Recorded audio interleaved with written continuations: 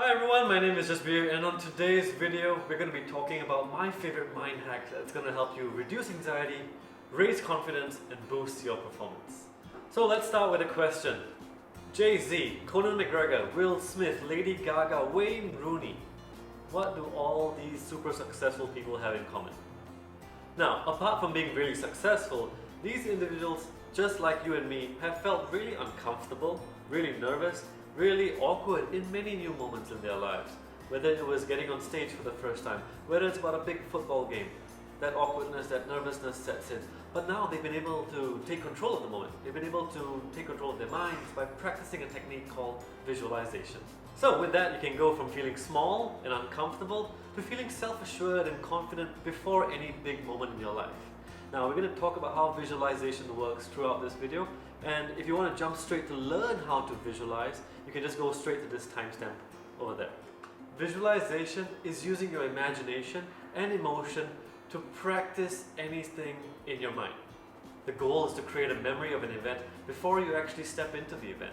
So before you go for an interview, before you give a presentation, you want to keep practicing it in your mind so that when you step into those events, it feels completely natural to you. It feels like you've been here, done this, aced it before. So let me tell you a story about Michael Phelps, the great American Olympian, fantastic swimmer, as he was training for the Beijing Olympics. Now, like any elite athlete, he takes his mental training as important as he takes his physical training. So every day, without fail, he's lying on his bed just before he closes his eyes in a really relaxed state, and he's doing his visualization.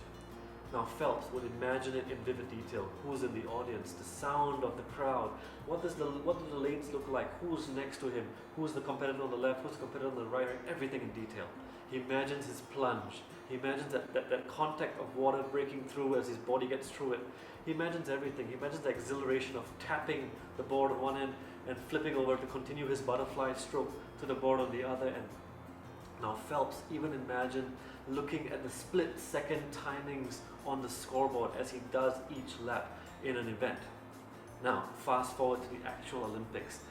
Beijing Olympics, 200-meter butterfly.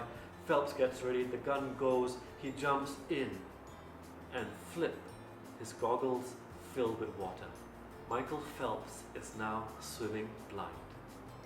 And he goes, touch, swim back, touch again, swim forward, lap number 3, touch again, and back again, lap number 4, touch again. Phelps gets out of the water, takes off his goggles, and he looks up at the big Timex screen, I don't know whatever brand the screen was, and he sees he's in first place. He wins the race. But that's not the beauty. The beauty is this. The very split timings he imagined for each of the laps, those were the exact numbers up on the screen.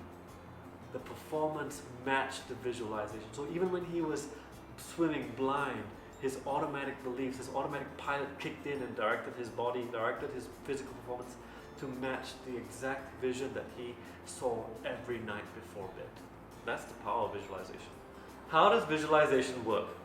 Our performance in any area of our lives are closely related to our self-efficacy, that belief we have in our ability to perform well in any given task. Now, when we visualize, we start playing that vision of our success over and over again. It works to elevate our sense of belief, elevate our belief in our own ability to perform at that task. Because what happens when we visualize is that 70% of the neurons that were actually going to be used when you perform the task, they are being used when you visualize. So your mind starts to believe that, hey, I've done this task before. And that starts to change your own beliefs about your ability to perform in that situation. Alright, so how do we visualize?